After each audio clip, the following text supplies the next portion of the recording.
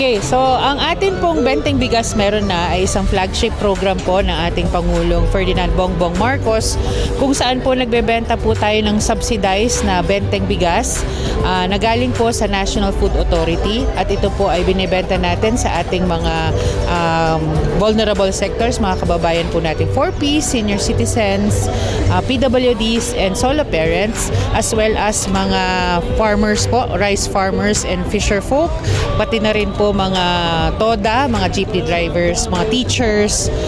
Yun po ay ginagawa po natin para po direkta pong makinabang yung ating mga mas nangangailangan na mamamayan sa murang bigas.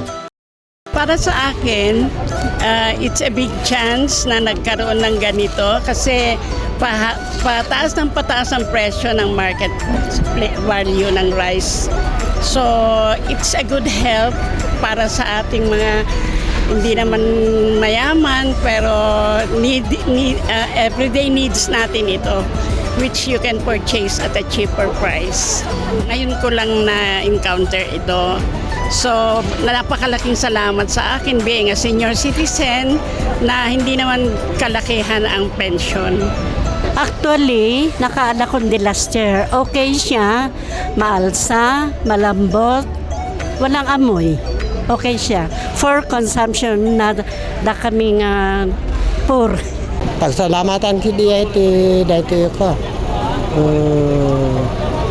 Opisyalis tayo tapno ada supply tayo nga itida nga kastoy pinon. Basta importante ada.